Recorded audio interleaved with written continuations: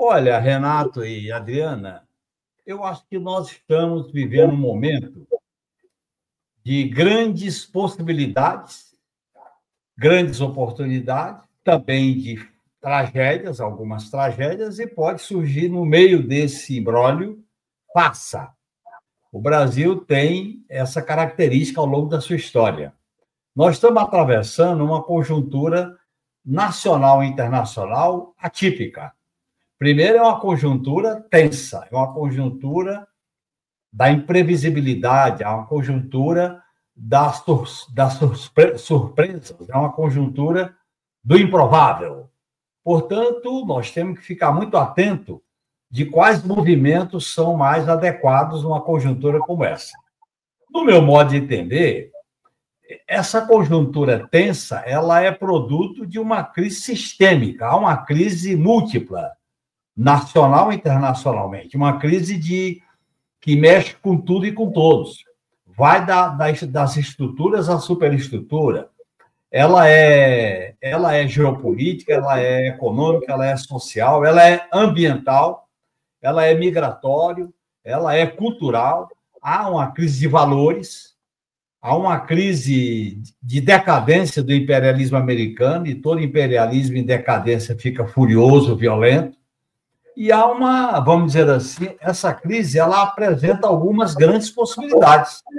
Eu acho que o governo Lula deveria ter uma postura mais assertiva. O governo Lula adotou um caminho de apostar na moderação, no diálogo e na conciliação. Desde a campanha, que foi vitoriosa, por poucos votos, e a montagem do governo. Numa situação como essa, você tem que mediar diálogo, moderação com confrontação. Veja essa situação nossa com o Congresso Nacional. Veja a situação no âmbito da segurança pública. Veja a situação com o sistema das Forças Armadas. Não é qualquer coisa ter 5, 4 estrelas no banco dos réus. De onde esse pessoal veio? Aonde eles chegaram? Por que eles chegaram? E você tem, no meu modo de entender, uma situação internacional muito delicada, principalmente após o tarifaço de Trump. E essa ascensão de uma direita extremada fascista no Brasil e no mundo. O elemento novo dessa conjuntura é você ter uma extrema-direita fascista que tem base popular, tem apoio social, tem apoio político. Então, eu acho que nesse quadro, considerando que nós governamos numa hegemonia neoliberal, porque nós governamos com... O credo neoliberal está em vigor. O que eu chamo de credo neoliberal? Financiarização, austeridade fiscal, monopólios, principalmente das big techs, e privatizações e ajuste fiscal. Esse é o credo neoliberal, e nós governamos sob a hegemonia desse credo. É claro que numa hegemonia conservadora, monopolista, nós temos que fazer alguns tensionamentos. E a conjuntura permite fazer tensionamentos. Nessa análise de conjuntura, Renato, eu tenho como referência as atitudes da presidenta do México, a Cláudia Sheinbaum, e do Petro. Eu acho que é um tensionamento. Você tem uma correlação de força desfavorável, mas você pode fazer escolhas de tensionamento pontuais. Por exemplo, o arcabouço fiscal. Nós vamos aprofundá-lo ou vamos revisá-lo? A questão das transferências constitucionais. Nós vamos fazer concessão ao discurso neoliberal da grande mídia, que é vamos dizer assim, o objetivo sagrado do neoliberalismo é mexer na Previdência, no salário mínimo, na saúde e na educação, que são transferências constitucionais. Quer dizer, o Brasil paga de juros da dívida, está previsto para 2026, quase 1 trilhão pela LDO, 920 bilhões. Agora, o que estão esses juros da dívida? Quem é que lucra com o aumento da taxa de juros? Quem é que lucra com quem compra títulos da dívida pública? Portanto, quem é que lucra com esse superávit primário tão alto?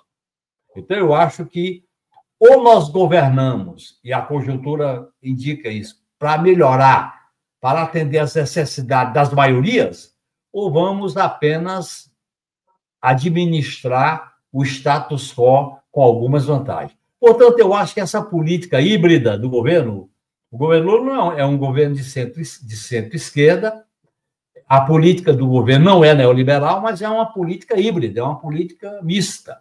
Eu acho que tem que haver algumas sinalizações com a pauta popular, com a pauta do povo, principalmente olhando para 2026, que certamente o Lula vai ser o candidato, é o que tem chance de ganhar em qualquer cenário, pelo que está indicando as pesquisas. Há um sentimento de estancar, há uma perspectiva de estar estancando a queda nas pesquisas. Agora, nós temos que, vamos dizer assim, ter uma política mais assertiva, no sentido de fazer enfrentamento. A minha tese, para concluir, Renato e Adriana, é que num quadro de crise sistêmica, a política, a questão social e econômica acaba sendo a concentração da política. E nós temos que governar com tensionamento. Essa governabilidade baixo farol, essa governabilidade em terreno frio, não é o que a nossa base social deseja. Nós temos que governar tensionando, enfrentando, negociando, dialogando, mas sem aceitar a chantagem que o Centrão faz no Congresso Nacional. Para isso, nós temos que dialogar mais com a sociedade, com os movimentos, com as lideranças, com as experiências que estão sendo construídas. Portanto, eu defendo claramente que o governo faça um giro à esquerda no sentido de colocar a pauta popular no centro, ganhando ou perdendo no Congresso Nacional, fazer essa disputa. Uma das lições que eu tiro dessa conjuntura que vem desde a transição é que nós apostamos basicamente no único cenário que era dialogar e conciliar, tanto que o lema é união e reconstrução. Nós temos que botar a palavra de ordem transformação. União, reconstrução e transformação.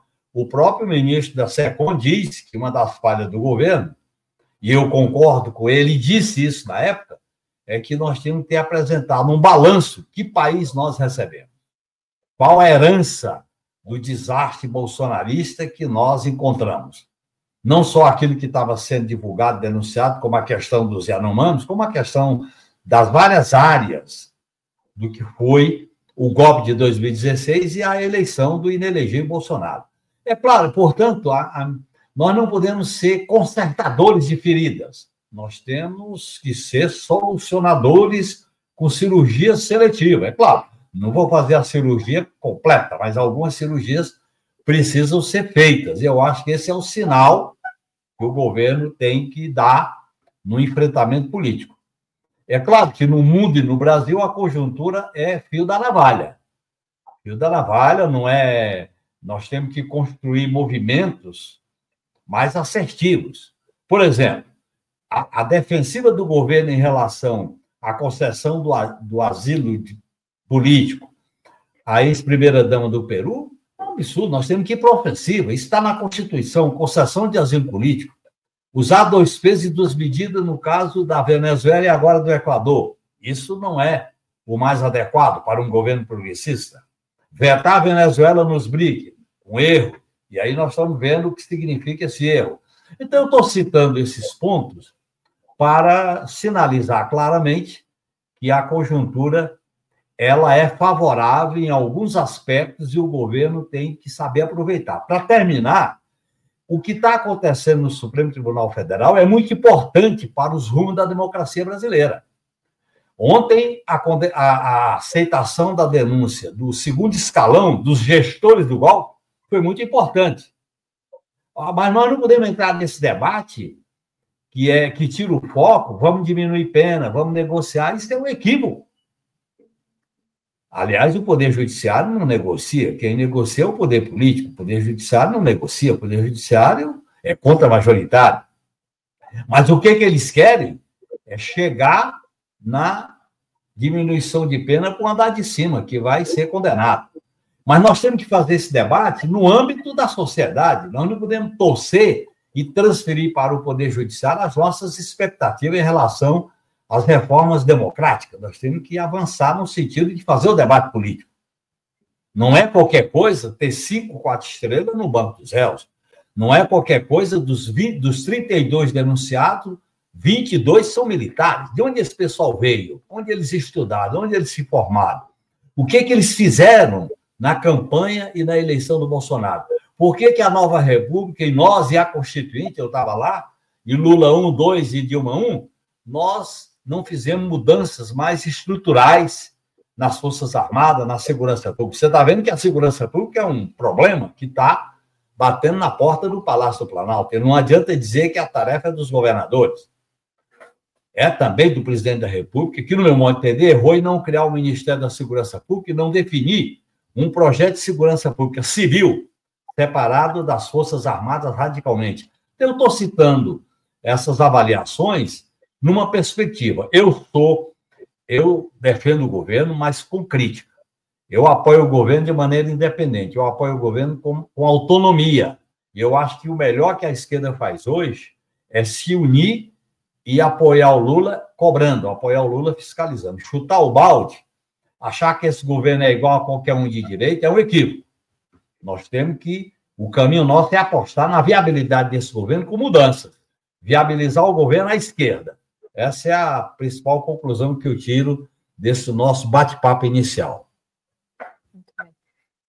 Dentro dessas medidas mais assertivas, essa questão da isenção do imposto de renda seria uma medida também mais popular, que tiraria, né, que daria um sinal para o povo nesse sentido que você está falando? E como aprovar esse tipo de medida se depende de um Congresso que está aí tomado pelo orçamento secreto, Genuíno?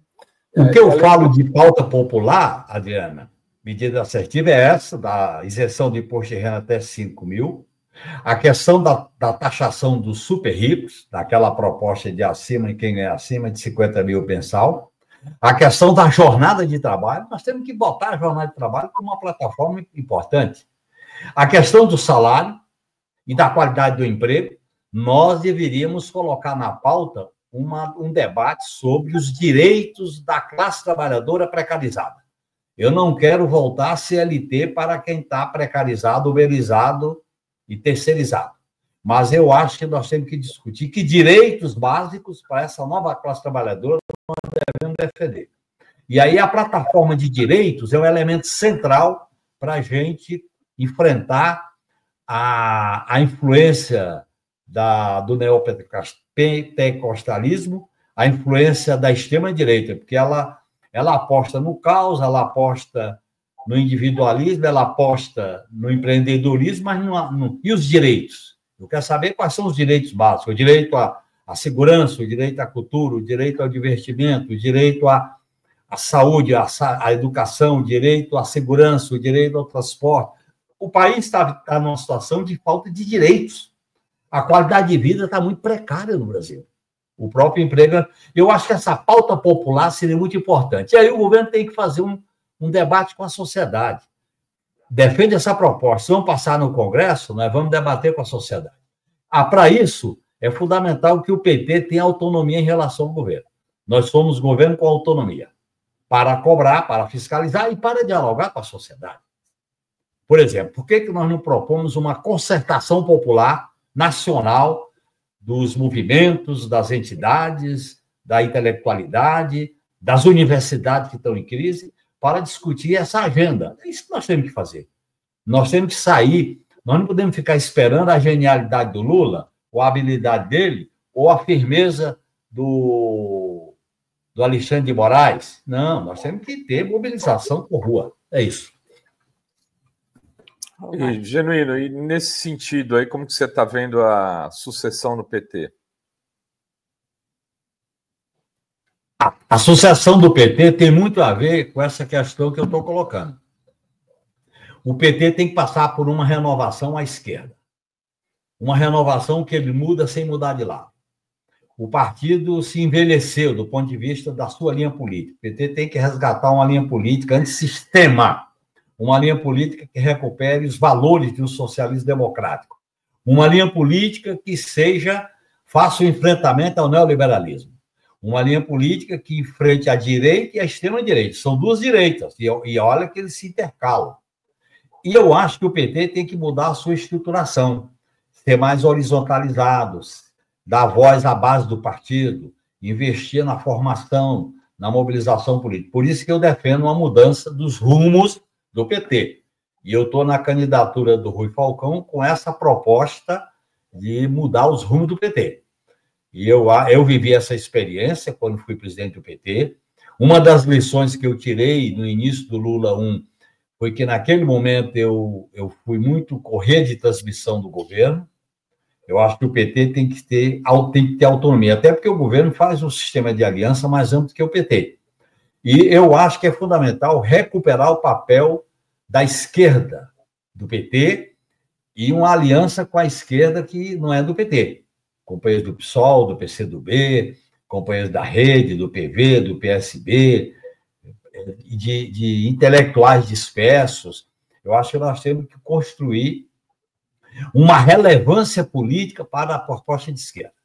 Há todo um movimento no Brasil e no mundo para descredenciar, dessignificar o papel da esquerda. E nós temos que colocar, porque a crise exige que a gente tenha propostas programáticas e táticas. Se a gente se dilui numa política de centro, se a gente não polariza, se a gente não mostra nossas credenciais, a gente fica sendo identificado com o status quo.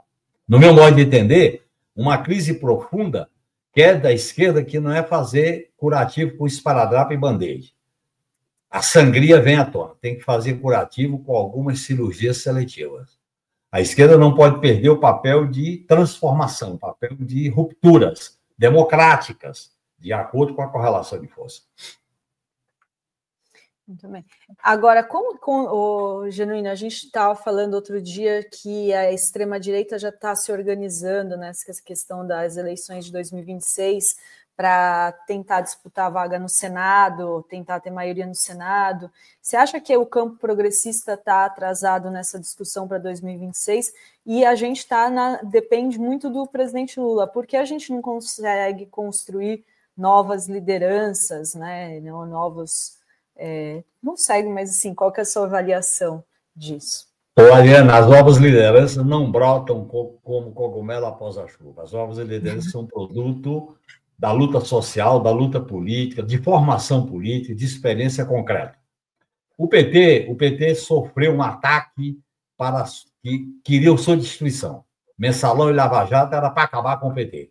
O PT resistiu. Com a vitória, a resistência do PT. Mas o PT tem que fazer uma renovação à esquerda, do meu modo de entender.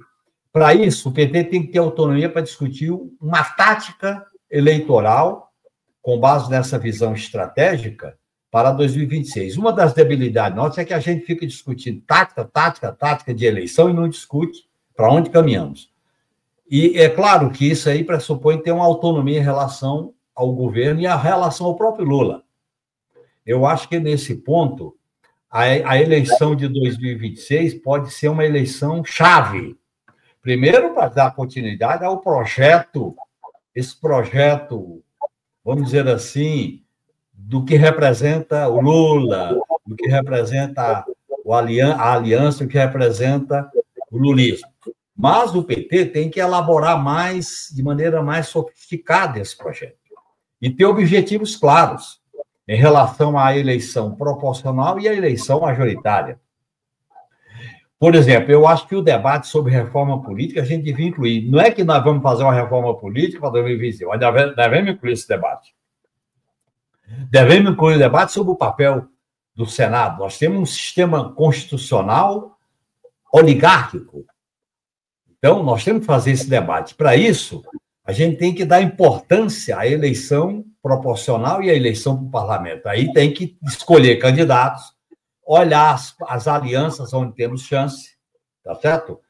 Ter um programa de reformas e, por isso, eleger senadores fazer as alianças majoritárias, eu acho que o PT está atrasado. Como nós vamos ter um PED, projeto de eleição direta, o programa de eleição direta no PT até julho, eu acho que é um momento da gente fazer esse debate. Agora, esse debate não pode ser tratado só pelo PT. Nós temos que, primeiro, construir um polo à esquerda para fazer esse debate com outras forças de esquerda e forças que não estão no quadro partidário. A partir daí, discutir as alianças pontuais e táticas. Eu defendo que a gente faça alianças pontuais e táticas. Você não vai ao centro. Você tem que disputar o centro, não é ir ao centro. Essa tese de ir ao centro é um equívoco. Você tem que ficar com as suas posições e atrair, ou disputar, ou aliançar no sentido conjuntural. Eu acho que a gente devia fazer esse processo. Se a gente fazer o desenho político do país e como fazer esse enfrentamento. É claro que você tem um enfrentamento radical contra a direita. O equívoco é a gente achar que o inimigo principal é a extrema-direita e vamos fazer qualquer tipo de aliança. Aí a gente se ilude com a velha direita, porque a velha direita faz aliança com a extrema-direita, e a gente viu isso na eleição municipal, e está aí vendo o que o Centrão faz com o governo Lula. Esse episódio chocante do União Brasil no Congresso Nacional. Isso não existe, isso é uma falência do sistema partidário e congressual que o país atravessa. Então, um absurdo. Quer dizer, o papel do presidente do Senado, que representa quase um partido, Alcolumbre, né? Quer dizer, esse modelo de governabilidade está, vamos dizer assim, podre, no meu modo de entender. E eu acho que a gente devia colocar. Eu acho que a gente tem que ter uma agenda, Adriana, mais estratégica para discutir reforma constitucional, papel das Forças Armadas, sistema de segurança pública, a pauta popular, para a gente saber por onde nós estamos caminhando. A gente está sem horizonte definido. O PT tem que definir esses horizontes. Aí, a partir daí, nós vamos fazer as escolhas para governador, para senador. Aí é diferente. Eu acho que, se a gente fizer essas escolhas sem um rumo, nós vamos cair no pragmatismo, que é o pior para a esquerda. Você considera que o PT está sem rumo, então? Eu acho que o rumo do PT hoje, eu defendo uma revisão dos rumos do PT. O PT tem como rumo o que foi feito em 2002, 2022 e o governo Lula. Eu acho que o PT tem que fazer uma revisão desse rumo à esquerda. Eu não usaria a expressão sem rumo, porque ele está atuando. Agora, eu acho que precisaria deixar mais claro. Por exemplo, no parlamento, eu vi essa experiência muito no parlamento, fiquei 26 anos lá. Você tem que fazer um bloco de disputa no parlamento. Um bloco, não é que tenha maioria, mas um bloco para disputar, para polarizar, para fazer disputa de ideias, inclusive dialogando com o sentimento da sociedade. Faltou fazer esse bloco. Você não pode diluir a esquerda num bloco majoritário, que aí tem que rebaixar o programa. Aí você vai combinando alianças pontuais, de acordo com o projeto, de acordo com uma iniciativa. E a gente deixou de dialogar com a sociedade. A esquerda, no neoliberalismo, não tem sucesso se ela não dialoga com a sociedade, com as pautas populares. Isso aí, eu acho que é esse rumo que eu defendo para o PT. Está entendendo? E eu acho que nós temos que fazer isso como condição para a gente disputar com condições de vitória em 2026. Agora, parece que com o neoliberalismo a sociedade assim, não quer saber de mais direitos, né? Está muito baseado nessa coisa do consumir e com as redes. Como conseguir entrar nesse diálogo por direitos e na questão da segurança, que é uma nas pesquisas é o que mais aflige, né, a população, segundo as pesquisas, o governo enviou a PEC da segurança. Isso também não é já um primeiro passo? É um primeiro passo que devia ter sido tomado no início do governo, na transição. Eu defendi na transição que o governo criasse o Ministério da Segurança Pública, uma Guarda Nacional, criar um sistema único de segurança pública, como é o SUS, criar o SUSP, e, de maneira vertical, fazer um compartilhamento com as polícias estaduais, municipais, e com a Polícia Federal, com a Polícia Rodoviária Federal, mas com uma autoridade civil dirigindo a segurança pública. Segurança pública exige um profissionalismo, conhecimento, pronta resposta, e fazer isso priorizando a inteligência, priorizando a polícia, o policiamento inteligente, priorizando a ocupação dos espaços, relacionando com as políticas públicas de saúde, educação, lazer, entretenimento, cultura, etc., e construir uma política de segurança pública eficaz.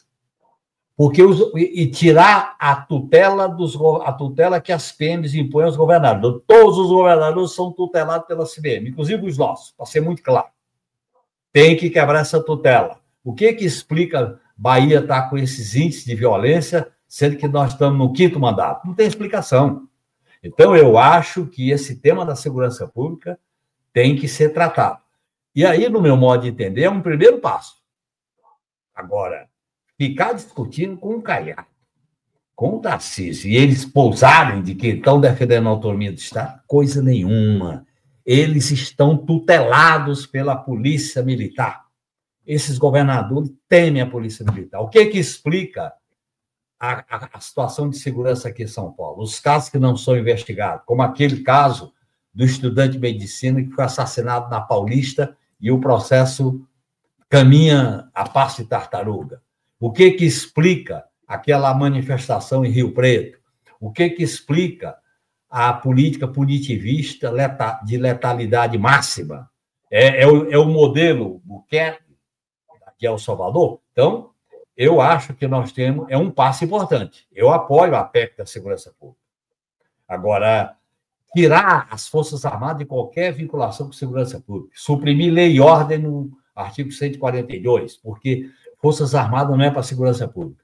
E aí, Adriana, é o seguinte, para mim, segurança pública é força e inteligência. Forças Armadas é, no limite, a violência. Eu separo violência de força. Sim. Força você prende, você contém, você se defende, você previne. Aqui no Brasil, a segurança pública, ela trata o povo como inimigo, principalmente jovem, preto e pobre. Nós não podemos governar o país sem mexer nessa caixa preta. Então, eu acho que é um passo importante, mas devíamos avançar mais. A mesma coisa no sistema de justiça, Adriana. A concepção lavajatista está dentro do sistema de justiça. O que aconteceu com o Moro? O que está acontecendo com aqueles procuradores que pousavam de falsos heróis na Lava Jato e no Mensalão? Esse pessoal está governando, esse pessoal está dentro da estrutura, pessoal. Vamos deixar claro. Ele, numa outra oportunidade, aparece. O que justifica essa mídia aberta, monopolista, familiar, quererem colocar o governo na defensiva com a questão do asilo da ex-primeira-dama do Peru? É para resgatar o que é cultura política da Lava Jato. Vamos deixar isso claro. Então, eu acho que nós temos que fazer enfrentamento bem assertivo, no meu modo de entender, para que o projeto nosso seja viabilizado. Então, a questão democrática, a questão da segurança, a questão social, e envolve uma questão importante agora, que é a crise internacional. Eu acho que o governo tinha que ser mais assertivo também no enfrentamento do tarifaço. Assertivo no seguinte sentido: priorizar a integração latino-americana e superar essas desavenças com a Venezuela, fortalecer os BRICS, principalmente a aliança com a China. E quem é que está polarizando com o imperialismo americano decadente? A China. Nós temos que fazer uma aliança política com a China, aliança estratégica, com a Índia, por exemplo. Então, eu acho que a gente tem que ser mais claro e mais ofensivo. Não é porra louquice, não é se isolar, não. Mas eu acho que, às vezes, o governo fica muito moroso, muito moderado. O governo parece que tem medo do conflito. A esquerda não pode ter medo do conflito. A gente tem que gostar do conflito porque eu quero mudar o mundo. E mudar o mundo mudado é mais difícil ainda, né? O Genuíno, mas voltando um pouquinho nessa questão da segurança pública, né? Me recordo que lá, quando você foi candidato a governador, você acabou defendendo, por exemplo, mais polícia ostensiva na rua, se não me engano, até tinha uma coisa de rota e tal. E eu tenho visto muita gente na esquerda assumindo esse discurso por conta desse problema de a segurança pública ser considerado o principal problema do país em várias pesquisas. Será que a gente não tem outras alternativas para isso, Genuíno? Olha, nós temos que sair, e eu sempre acompanhei essa questão, quando eu fui candidato a governador, isso é verdade, acompanhei no Congresso. A gente tem que sair da segurança pública punitivista, é um erro. Portanto, a posição fascista em relação à segurança pública é punitivista, é matar, é atirar. E como a gente tem que sair da vitimização.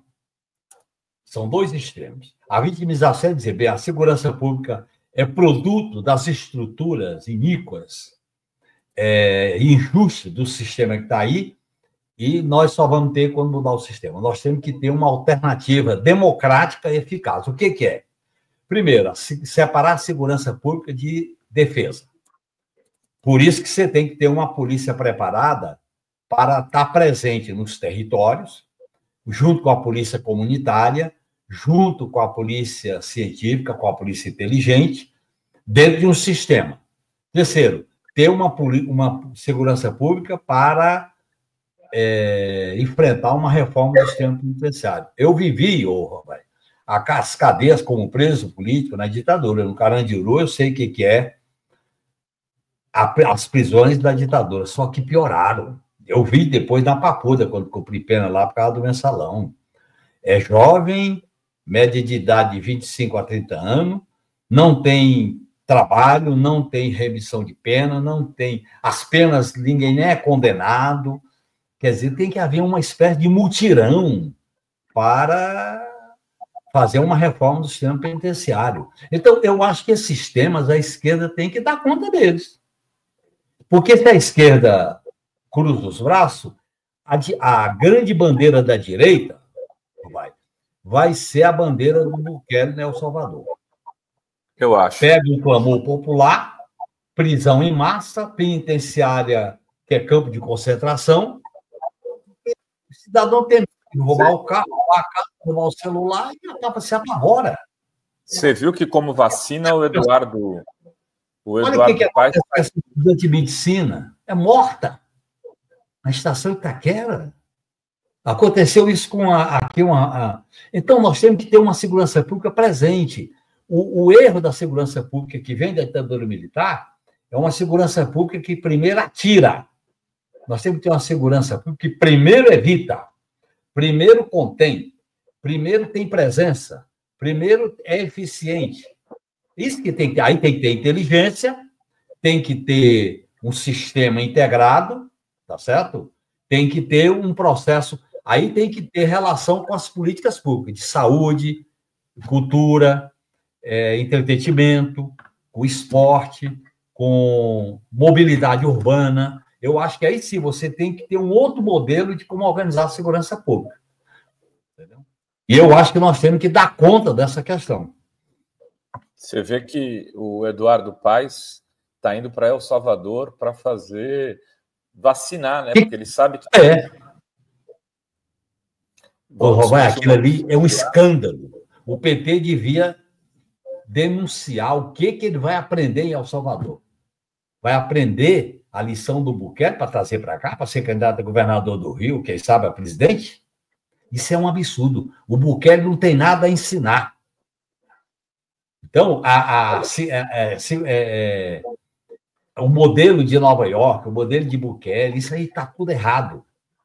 O modelo da Argentina, nós temos que ter o PT tinha em 2002, um projeto que até hoje tem cópia dele aqui, um projeto de segurança pública para o Brasil, que tem essas ideias. E eu acho que nós devíamos ter viabilizado alguma dessas ideias. Por exemplo, o Ministério da Segurança Pública podia ter sido criado já no Lula 2, tá certo? Porque na hora que você cria uma autoridade civil cuidando da segurança pública, integrando polícias numa autoridade centralizada, você começa a dar eficiência. Aí você vai aparelhar, criar uma muralha entre a segurança privada e a segurança pública, porque hoje é tudo misturado. Empresa de segurança privada ganha dinheiro prestando assistência à população que faz uma ilusão com condomínio, com vila, e bota uma cabine. É tudo furado, no meu modo de entender. Nós temos que evitar que o clamor gere uma bandeira para a extrema-direita vir para a disputa eleitoral com ela. Muito bem. Eles também não têm um modelo. O modelo deles é esse, né? Atirar e prender, né? Não é... E matar. Matar,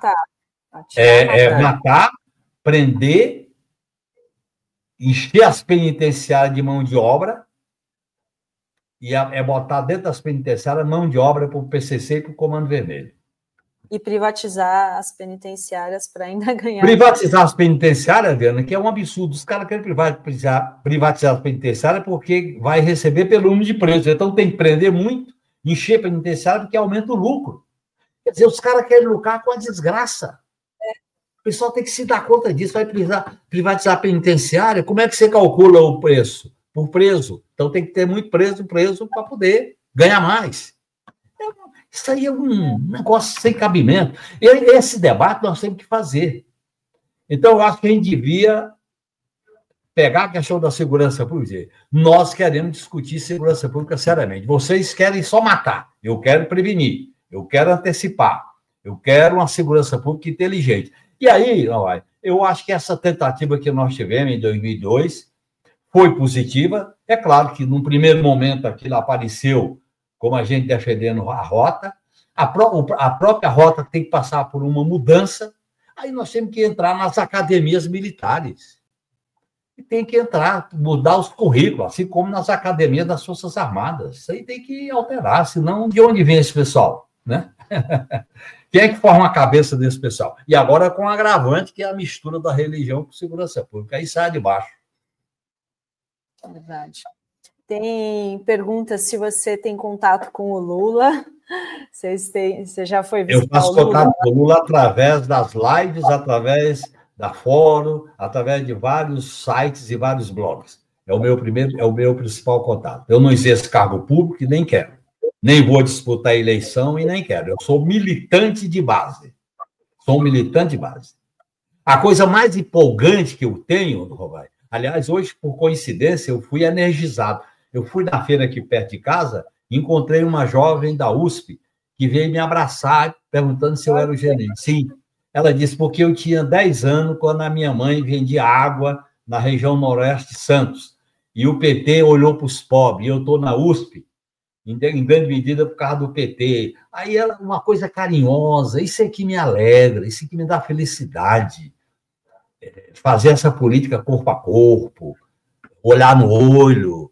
Eu não estou querendo nada, eu estou querendo ser portador de esperança, eu quero ganhar corações e mente para um projeto emancipador. Eu não me enquadro no sistema capitalista, viu, Adriana? Viu? Eu cheguei à seguinte conclusão: o sistema capitalista, eu não me enquadro, não dá, eu não cabo dentro dele. Você continua fazendo teus trajetos de ônibus, de metrô? Metrô, ônibus, com o meu carrinho em 2009, estou andando muito de metrô. Ontem, inclusive, eu andando de metrô, que eu fui para a minha médica, depois da cirurgia que eu passei, aí eu encontrei uma militante da Zona Leste que se emocionou quando me viu, trabalhava no Hospital São Paulo. Eu encontro essas pessoas, é impressionante como a gente encontra essas pessoas, né? E eu acho que esse contato direto, primeiro que eu não estou com carro, e é bom a gente se encontrar sem carro. Segundo, eu não estou pedindo voto para mim, eu peço voto para os outros, para o PT eu peço. Terceiro, aí você estabelece o olho no olho horizontalmente. Isso me dá felicidade. Para mim, a política tem que ser portadora de felicidade e de sonho, para não ser uma coisa de... Não é de dinheiro, não é de cargo, não é nada dessa... Olha, isso gera ojeriza para mim, porque eu vivi isso, viu, Adriana e Robai? Você sabe como é que eu vivi isso quando fui candidato, deputado federal por 26 anos, eu era influente, 10 mais votados, 10 mais influentes. Hoje eu gosto do povo, amar o povo, ouvir crítica. Agora também tem aqueles que atacam, né? Chatos. E aí a gente convive nesse processo. Você achou que melhorou isso ou você acha que é porque não está perto da eleição? Melhorou muito. Eu acho que está mais calmo. Melhorou muito. Eu acho que hoje há uma compreensão mais ampla sobre o papel do PT, a própria aceitação, aquela criminalização do PT que foi uma guerra, não é dominante hoje. Eu encontro muitas vezes gente que até se desculpa comigo. O cara me vê no ônibus e diz, você pega ônibus? Diz, claro. Essa jovem que eu encontrei hoje aqui na feira, eu disse para ela, eu moro aqui na rua, é um sobradinho, pode olhar aqui que você vai ver. E eu moro aqui desde 84, portanto faz 41 anos que eu moro nesse lugar. Eu disse, pois é, eu não imaginava que você morasse aqui. Pois é, eu moro aqui há 41 anos. Quer dizer, eu não mudei de residência, mudei de idade. Isso é que eu acho legal. Eu acho que diminuiu muito o clima que eles criaram. Olha, a grande mídia, o sistema de justiça, os formadores de opinião abriram uma guerra para criminalizar e matar o PT. E eu participei como vítima. Né? E eu acho que a gente está superando. Agora, por isso que o PT não pode ter ilusão nessa turma. Essa turma dos bancos, da mídia comercial, dos monopólios, não querem papo com a esquerda. Não adianta o pessoal do governo dar uma de bonzinho, ter ilusão, vazar notícia, fonte, isso aí tudo eu vivi. Tudo eu vivi e eu tive algumas ilusões, viu, Adriana? Viu? Eu tive muitas ilusões. E sofri para que essas ilusões fossem dissipadas. Muito bem. Tem um superchat aqui, tem várias mensagens carinhosas. Aqui a Raquel dizendo, Genuíno, sempre muito bom te ouvir, companheiro. O Cassiano diz, vida longa ao Genuíno, sempre um prazer ouvi-lo. E tem aqui uma pergunta sobre a anistia, porque agora, né, a pauta do Bolsonaro, você acha que eles têm alguma chance? Olha, primeiro que essa bandeira é muito importante, nós temos que discuti-la, além do que está sendo feito pelo Poder Judiciário, que o Supremo está agindo corretamente, o Alexandre de Moraes, a PGR, nós temos que fazer campanha sem anistia. Essa anistia é escandalosa. Eles estão fazendo com essa bandeira da anistia algo parecido com o que fizeram em 79. É uma anistia antes de julgar o crime. Os crimes conexos de 79 eles estão reabilitando agora, porque eles querem que aprove o projeto de anistia para atingir o andar de cima. Esse negócio de atingir o andar de baixo do 8 de janeiro, isso é balela. Eles querem atingir o andar de cima, para diminuir pena, o pessoal cumprir pena domiciliar, é isso que eles querem. É a velha política de conciliação e impunidade, que marca a história da República Brasileira.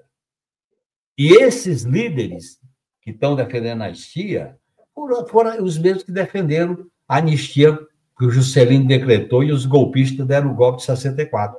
É mesmo o pessoal que a gente não puniu na transição para a nova República, que eles deram o golpe em 2016. Portanto, nós temos que fazer uma campanha popular pela democratização do país, das Forças Armadas. Por exemplo, eu acho que, além de prender sem anistia, nós temos que reformar a instituição Forças Armadas. Tem saído matérias interessantes nesse negócio da anistia.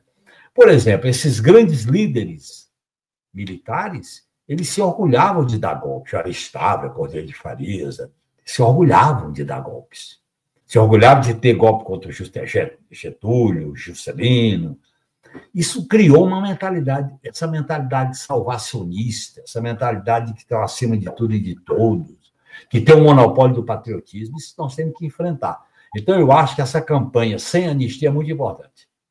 Como o Supremo está diante de uma encruzilhada, porque vamos deixar claro, Adriana e Rovai, o Poder Judiciário soltou os monstros quando criminalizou a política com o Mensalão e Lava Jato.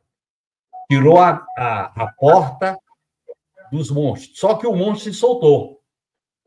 E os monstros, como o Trump, como a direita aqui, não querem ter limitação nenhuma. Por isso que eles se confrontam com o Poder Judiciário. Eles não querem ter limite. Eles querem dar golpe, matar, enriquecer, do jeito que quiser. Porque eles acham que são os superiores em tudo. E aí tem um conflito com o Judiciário. Não é por acaso que o Judiciário está peitando, e vice-versa, em várias partes do mundo, e aqui no Brasil. Agora, essa campanha sem anistia é muito importante. E eu acho que o PT devia ser mais ativo nisso aí. Por exemplo, aquele ato aqui no dia 30, eu fui lá, foi muito importante. O PT podia ter dado uma força maior para a Frente Brasil, Povo Sem Medo, e a Frente Brasil Popular. É isso que eu acho. O lugar do PT é na rua, é nas campanhas, é bandeira, é dialogar com o povo. Olha, o clima dos palácios, eu vivi isso, o clima dos palácios é muito frio, não tem povo, não tem calor humano, acomoda muito facilmente. Sim, é isso aí. E o Gerinaldo diz: genuíno, me representa e me inspira. Abraços aqui de Feira de Santana, aí da Bahia. Um beijo para o Gerinaldo, obrigada pelo superchat. É isso, né, Ruvai? Tem mais alguma pergunta? Não, acho que é isso. Obrigado, agradecer ao Genuíno aí. Ruvai, eu queria agradecer a você, Adriana. Quero dizer que para mim é uma satisfação muito grande dar essa entrevista. E eu quero fazer aqui um registro público. No auge da perseguição que eu sofri, eu fui em Santos lançar o livro Entre o Sonho e o Poder. E a sua solidariedade, a sua presença na livraria foi muito importante e eu não esqueço, porque eu aprendi, Ruvai, duas coisas na minha militância. Solidariedade e lealdade têm que andar juntas. E a gente não pode esquecer o passado. O passado influencia o futuro para que no presente a gente não fique perdido. Um grande abraço, Ruvai, um grande abraço, Adriano. Muito obrigado, abraço, Genuíno. muito Tudo obrigada. de bom, e vamos voltar sempre aqui, trazer aí, o Genuíno junto. pelo menos uma vez a cada 20 dias, um mês. Isso Valeu, aí. Genuíno. Obrigada. Bom almoço aí, meu mestre. Bom fim de semana aí para você. Tchau, tchau. Até a próxima.